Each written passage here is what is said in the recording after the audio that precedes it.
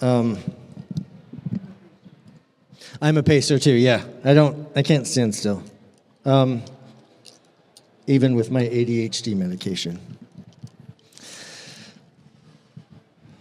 Welcome, thank you for hanging out with me for a little bit today. Some of you have come far, and I appreciate that.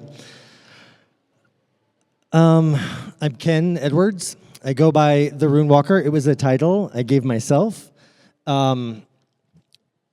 as a way to describe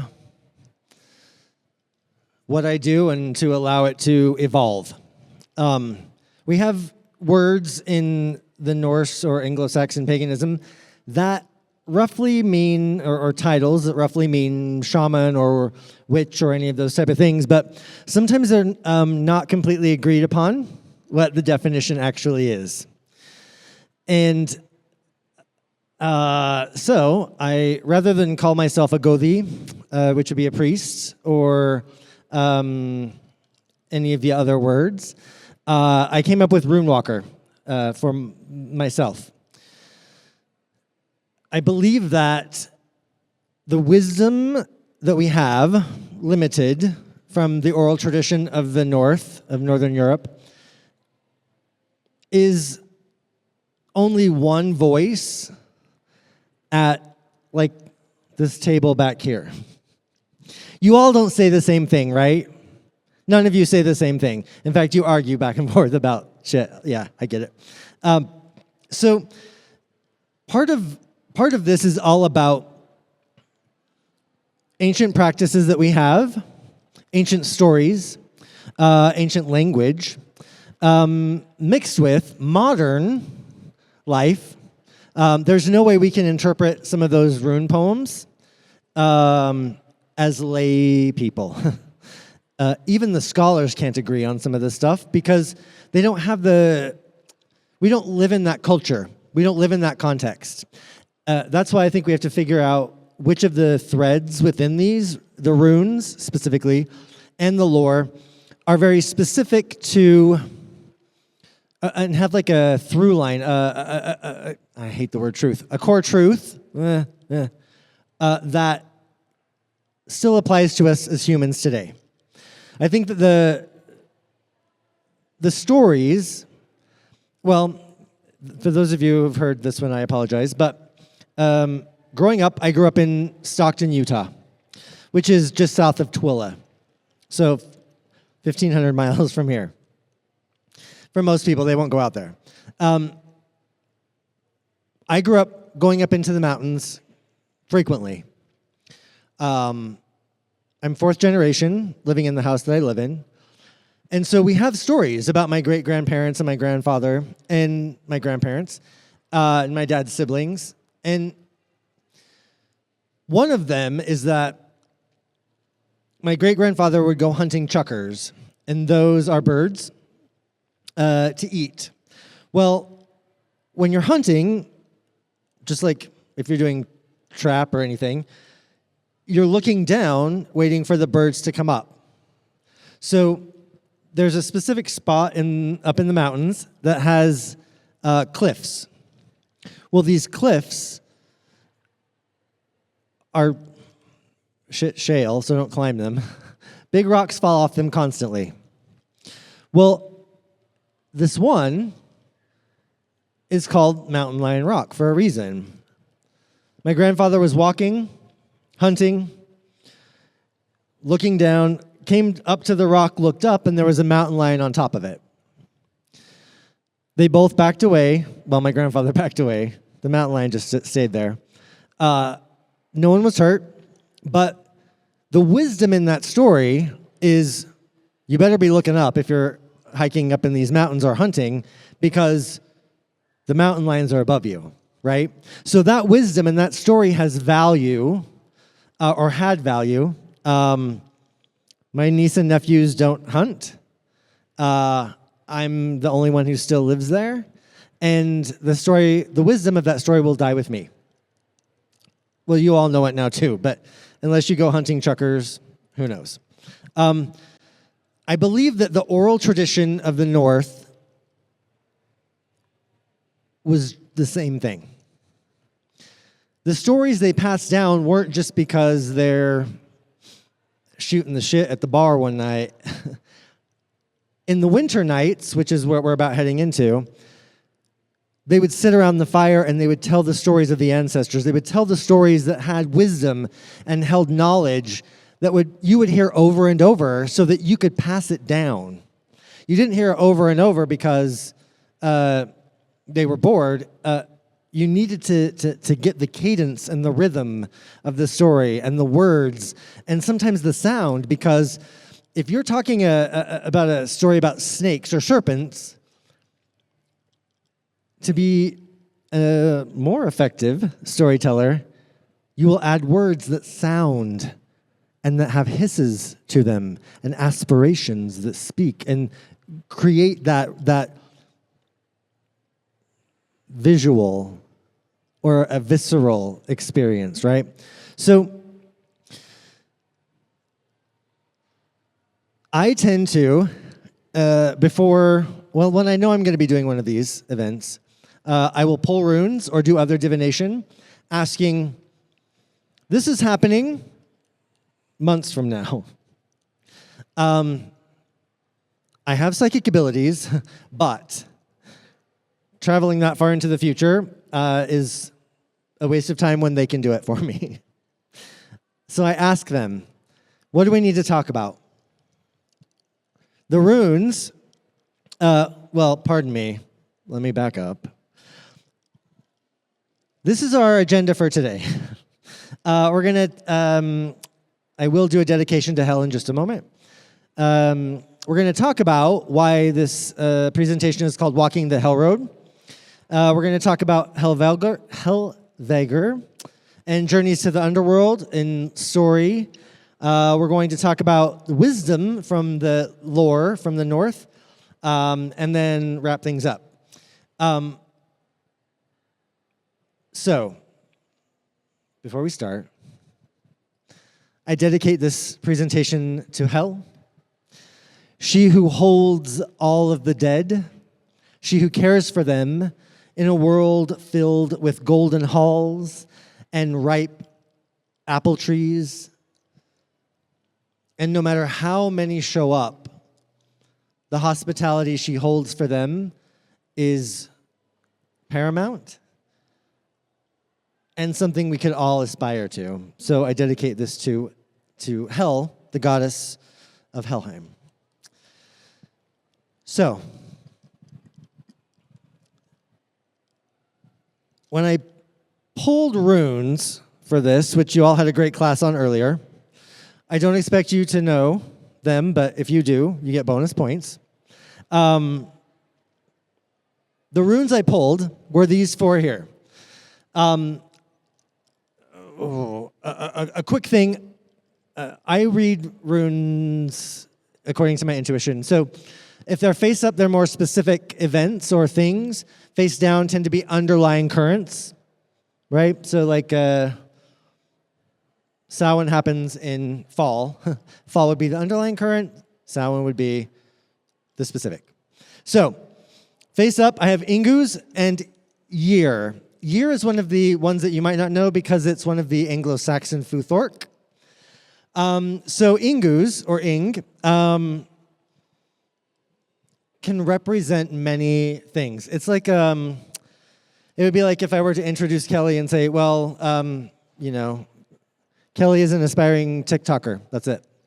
But there's so much more to Kelly than that, right? So it all depends on who you're talking to. His partner, she gushes. So she'll have a very different version of you. I know Megan in a certain way, a business relationship as well as friends, but I would describe her differently. So I kind of just wait and see which personality shows up with the runes. In this case, Ing, or Ingus, can represent to me initiation.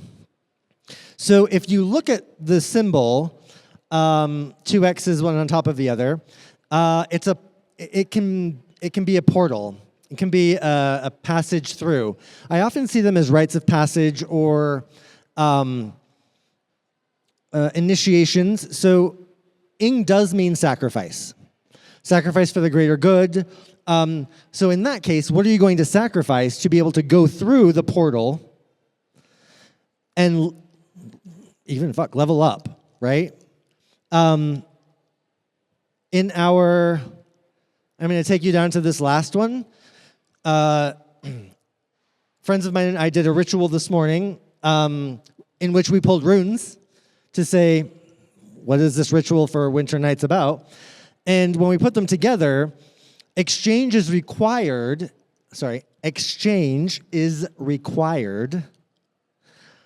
for the wheel to move forward. So for you to go through the portal, sacrifice of something is going to be required, okay? It is like Alice in Wonderland where you have to get smaller to go through the door, but I don't want you to take mushrooms to do that. Oh, cupcakes. Sorry, it was cupcakes. Never mind. Mushrooms are totally fine to do that. I'm not judging. So, year is a rune of the archer. It's a rune of not just knowing how to shoot the bow and arrow, but knowing how to harvest the wood, what tree to harvest it from, how to harvest the sinew, how to make the arrows, how to make the everything that goes into it. It becomes part of you. Also, how do you shoot the arrow on a beautiful day like today where there's very little wind? Because you only have a few arrows. You can't go on down to the Dick's Sporting Goods and get some more, right? You have what you have. What is our relationship with our tools?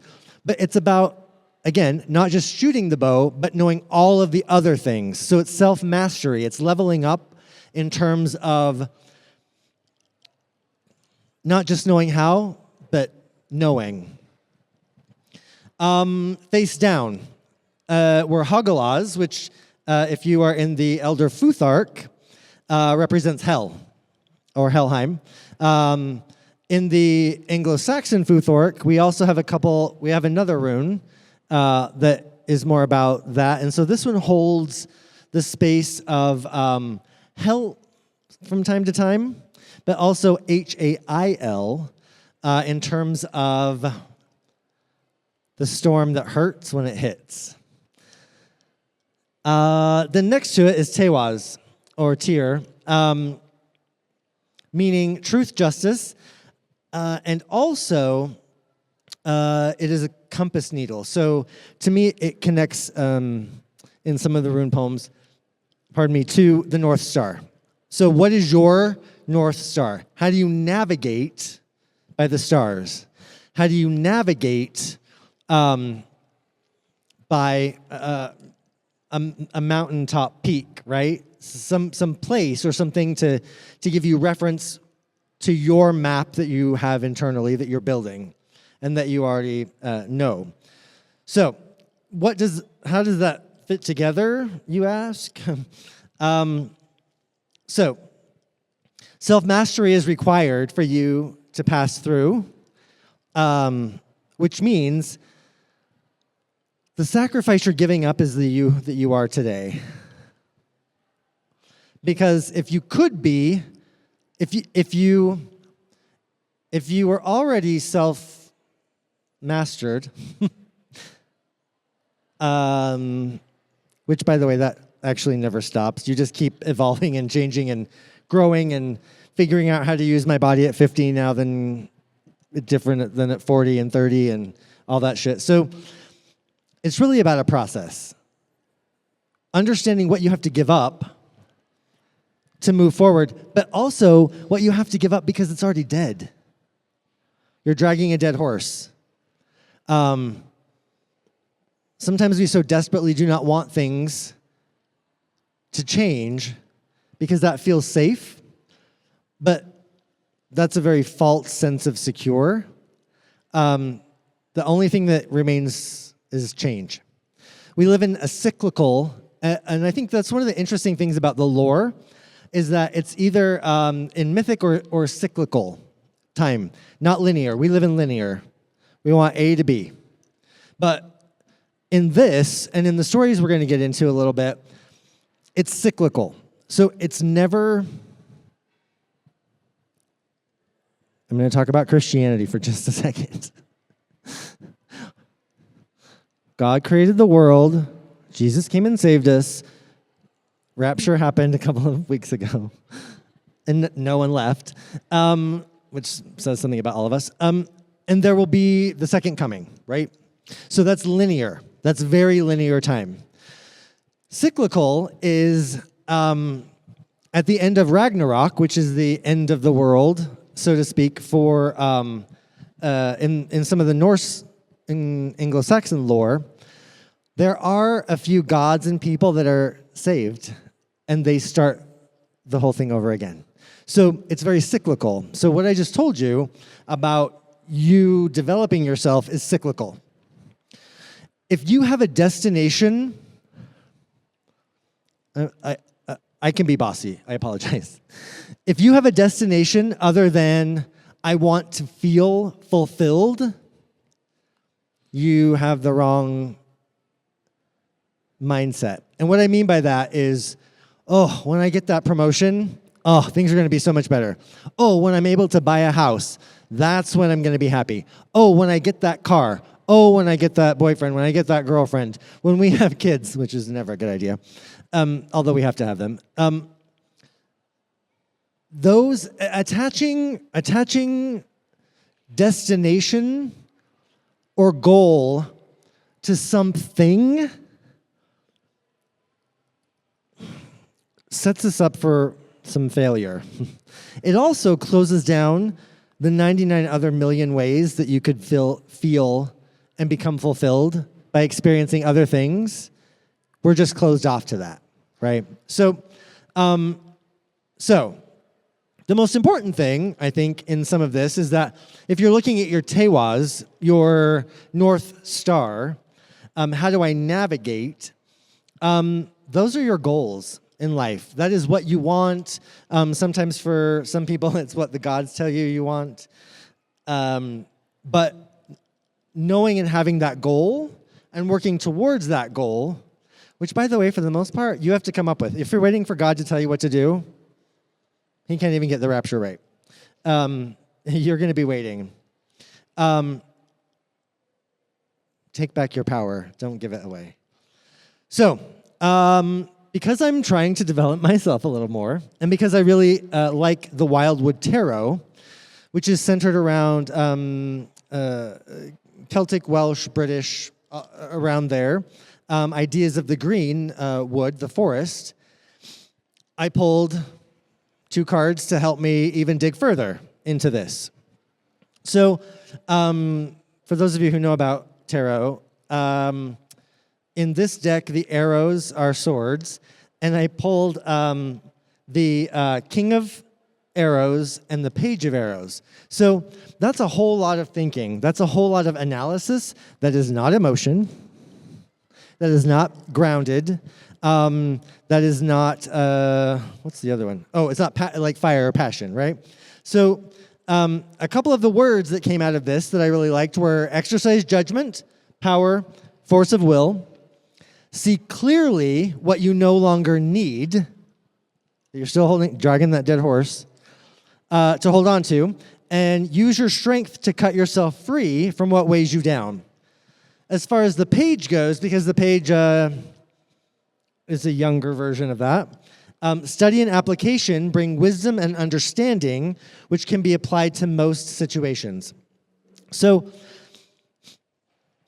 that told me, in these situations, when we're talking about our Tewaz, and when we're talking about leveling up, the leveling up is not from my emotional center. It's not from my instinctual, passionate center. I need to be analytical. I am not patient, and I do not like the analytical part. But it's necessary, right? I think what I've gleaned from stuff, we have 3 centers of knowing: logic, emotion, and instinct. So instinct, lower gut, emotion here, logic here. We we as our culture put a lot of pressure and a lot of value on somebody's logical understanding and their ability to reason and think. I do not disagree with that. There are also studies that show that there are cells in our stomach that process information, not just food. Our instinct... I'm going to try and do this without it being weird. Teenage boys cannot think of anything other than what their instinct is telling them to do, which is fight, eat, and the other F word. So, and young women too. It doesn't matter. So, but we're taught, and especially in our culture here, we repress that shit. We repress it. And repress your emotions too. Actually, self-discipline, the definition, talks about you controlling your emotions. So all of you women who've ever been any emotional, you're not self-disciplined. Whew. Isn't that a whole bunch of bullshit? So, as you can tell, I want to break it all down and start over. So, very analytical approach to this. I'm going to go back now for just a moment. What was interesting to me is that through Hagalaz in this divination, in this time with me that we spent, I envisioned the Hel Road. And from a linear perspective, that's a one-way trip. You die, you walk the Hel Road, you go into hell, and that's it. But if we remember, we talk about cyclical time. When the war is over, that will start over, right? And there are stories where Odin and Hermod end up going to hell as living beings and coming back.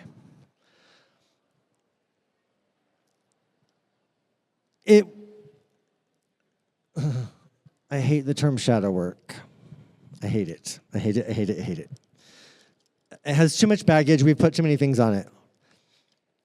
But what I liked about this was I had never found a term or an example or anything in the lore that really spoke to me that would be similar and hold the same place as shadow work that we hold today in our culture.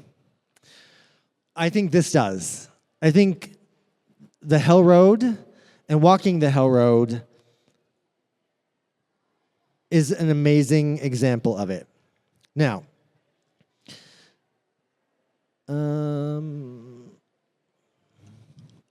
let's continue with the divination. So, if you've heard of the Sami people, they are in the far north of Scandinavia and Russia. And if you've heard of Freya Norling, who I love very much, I think she's fantastic, she came up with an oracle deck called the Magical Drum. And it's based off a runebaum, which is a rune drum, or a drum that actually holds story through imagery. Well, I pulled one of those cards to say, okay, keep going, because I think in this moment, which was like, I don't know, 100 years ago when I did this, I still wasn't really sure. Like, I really want this to be this, but I also don't want to make shit up, right? Like, I don't want to start letting it be something it's not. So I pulled another card. This red symbol here represents, I'm not going to say that name because I'll probably mess it up, but it's Usakka, the goddess of doors to the Sami people. A couple of the things that stuck out to me, transitioning from one stage to another, express who you are, take responsibility. I'm skipping that one because I want to come back. Control what you let into your life, and unplug to find your flow. Now, some of the most brilliant wisdom I've ever heard, and it is the simplest damn sentence is, do not be where you do not want to be. What? I don't have to do things I don't want to do? Wait, what? This goes back to Ingu's for us, right? The portal, the door, moving from one space into another. And it was almost like an invitation now to just walk through the door. So I pulled one more card, but from the Wild Mystic Oracle. And it talks about stability. It was the balance card, which I don't like the word balance, but stability in the face of a storm and calming the tempest within to come to a better understanding. None of us understand this next one, which is a hectic lifestyle that needs reevaluation. Question if your body, mind, and soul, spirit, are in balance.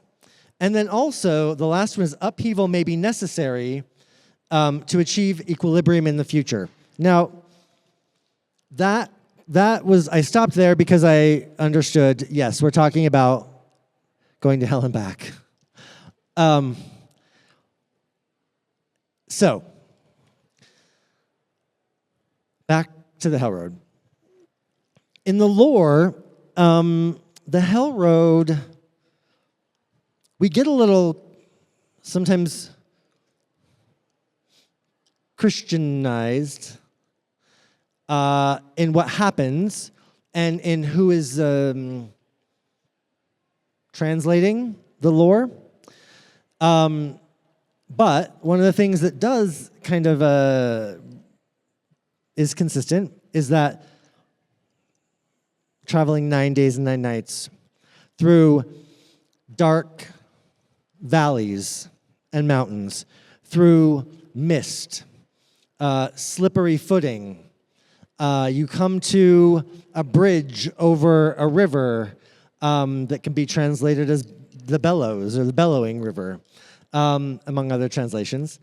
And you cross that, but you have Mordgood, who is the guardian of the gate, guardian of the bridge, guardian to get into hell, there that you have to speak to.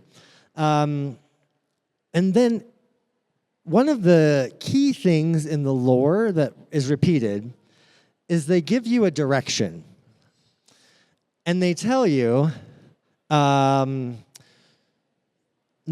Oak Neither, which is north and down.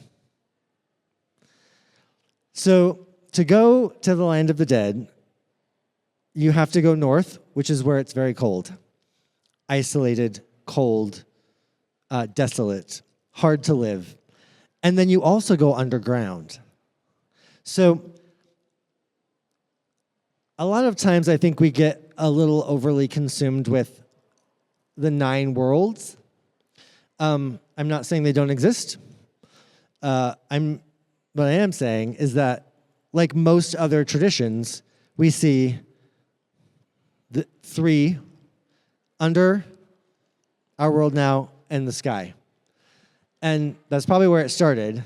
I have a lot of other theories on the 9 worlds. But so in a lot of other indigenous traditions and in some of the lore here that we have, depending on who translates it, I'm going to keep saying that because it is very true in this case. A lot of these things can be seen as shamanic journeys, going into hell to get information, or to go into hell to get someone else. Some people would call it the hero's journey in Mediterranean or those circles. And I think that with this divination, what it's saying is that this is cyclical for us over and over and over, like I said. So welcoming or learning how to navigate dark canyons, misty. How do you navigate these dark places that that require you to have strength and determination. What do you take with you? One question I've been asked frequently by the spirits is this: if you're going to go through the desert, what are you taking with you? Yeah, you ain't taking the kitchen sink, right? You're not taking a puffy coat if it's summer, depending on which desert you're going through. Paring down and getting rid of the things that we don't need to get through the desert is part of ing. What are we sacrificing? Now, to talk about sacrifice, definitions. To make something sacred, it's not just about getting rid of something to get rid of it. Part of it is the honoring of the thing. It has helped you survive. And these are belief systems too, by the way, right? Like codependence, other things. This has helped you live. This has helped you get through all different life to this point. So I may have to give up a codependent style of interaction, which part of my Hel Road might be seeing a therapist, right? I'm going inward. I'm going into the darker places. And it's the nice thing about this visual for me is that when Hel took over Hel, I'm going to come back to that story. When Hel took over Hel changed it to be what she wanted. And what she wanted was not this bleak, barren, wintry landscape. It was and is full of autumn colors. It's always autumn because that's when the apples are ready to harvest. It's always autumn because you have so many people to feed. Now, the end of the Hel Road being your harvest is a lot more enticing to me. My hard work is going to pay off. That's what it means. If I'm going to break it down, your hard work is going to pay off, which is a different rune, but you'll make it through the initiation. You'll make it through ing. And at the end of it, you'll have a much better understanding of yourself. If we go back to our exercising in judgment, will be better. Understanding how to even use your body will be different because your body is part of your tool. And if a lot of times we don't see the end of it. We're just told, do your shadow work. Do your shadow work, it'll be fine. Do your shadow work, you need to do it. Usually because those people need to do theirs. But this is, I'm going through this, and I'm going to keep my focus with my tewas. I'm going to keep my focus. I'm going to keep my goal of self-mastery in this. I'm going to continue to do the things that I feel either here or here, pulled to. If you're in the mist and all you're counting on is your eyes to tell you where to go, you're up shit creek, right? So understanding and listening to your body, which is all part of the wisdom, I think, of the runes and of the North, is living in this existence now. The lore, the runes, the wisdom, the stories is about surviving in a land that was very difficult to survive in. There were not large swaths of land to grow large quantities of food for a large population. That's why they moved. That's why they started looking for fertile farmland elsewhere. So this is about not just doing my shadow work so that I can, I don't know, go see Hecate, which is a totally fine thing to do. It's about leveling up your game so that you're better at this life. It's not about waiting till the end, which, again, we're in a cyclical, not a linear. It's not about waiting till then or getting really good at the woo-woo stuff. That stuff is part of it, but if that woo-woo stuff doesn't make your life better here, you're doing the wrong woo-woo stuff. You're absolutely doing the wrong woo-woo stuff. So, I believe that this, for me, fits, and I'm not going to tell you what to do, but the runes did know you were going to be here today. Looking at our work and our self-mastery a little differently is helpful because we are in a mindset and of a mindset because of our culture that it's pass-fail and most of us are failing. And most of us have a deficiency of some sort.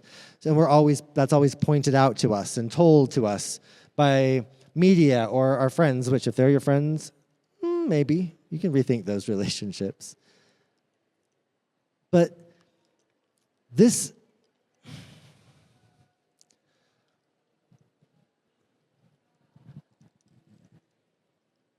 it's about now. Embodying this life, not escaping it. And I think that's where a lot of this wisdom holds itself to be useful. I think your spiritual path, I don't even like that word anymore. I use the term worldview. My worldview is informed by historians and linguists and the lore coming from the north and my own intuition and my own gut. And that feels right to me. This path, these traditions, the northern traditions, Norse Anglo-Saxon, feels right to me because I already felt that way. A lot of times we I think, find a spirituality and say, ooh, that looks good, I'm going to adopt all those things, and they actually don't fit. They don't feel good, they don't feel right, they're not at home in your body. And so finding out first what you believe in, whether you use this process or not, is what I think we should do. So, and I'm going to finish off with this story because we're about 6 minutes away, and then we'll take questions. So, in the lore, our creation myth begins with, remember we're in cyclical time. Begins with the world of fire and the world of ice coming close to each other, melting away the ice and the mist, and beings emerged from there. Well, before that even happened, hell existed. And the hell that existed then is not the same hell who exists now. It's like a job and a title. So, at that time, Hell's land, or Helheim, held a lot of giants, dead giants, the dead of the giants, and some giants who can go back and forth.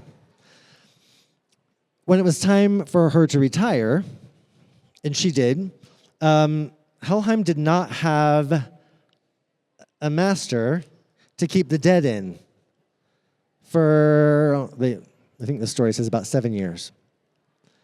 Well, what happens is that in much the same way, I think, when a Dalai Lama dies, they look for them to be reincarnated in a child, right? Same thing. So all of the races of beings on the 9 worlds were hoping that hell would be born in their race, because at the end of days, at Ragnarok, which is, again, cyclical, you will have the greatest army there is. Every dead person, every dead giant, everything will be your army. So, the new hell, or Hela, was actually born from a relationship between Loki, the trickster, and Angerboda, who is the chiefess of the Ironwood. She's also a shapeshifter, wolf. And some people say it was dark magic, or that they planned it, or that they knew it was going to happen. But when Hela was born, she went a few years, and when she first shapeshifted, she shapeshifted into her current form, which is half decomposing corpse and half beautiful woman. Odin, I'm not so sure about this, by the way. They say Odin banished her from Asgard, ever entering Asgard, probably because he was afraid of the end, which, again, not the end.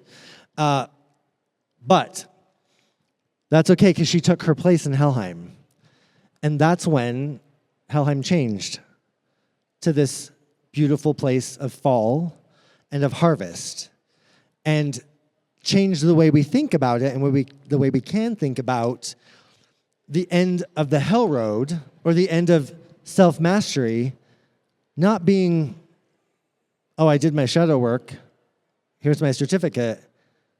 It's, you actually know who you are, you know the process you're going to use to interact with the world, no matter what comes at you, and you know how to live an embodied life, which is about enjoying touch, taste, scent, all of those things. That is the reason we have this meat sack. And we can do that.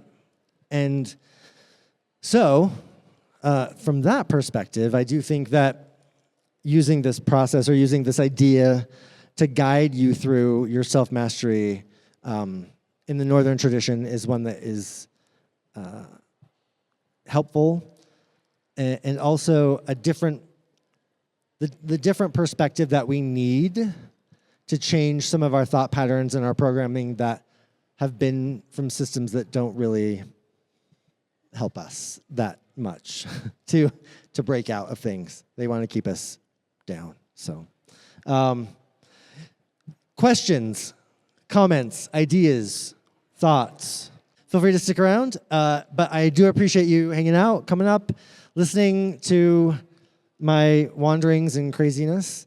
And yeah, I hope you have a great Samhain and a great winter nights. I wish you the most gratitude for everything you've harvested. I wish you protection through these cold nights and a peaceful hearth. Thank you.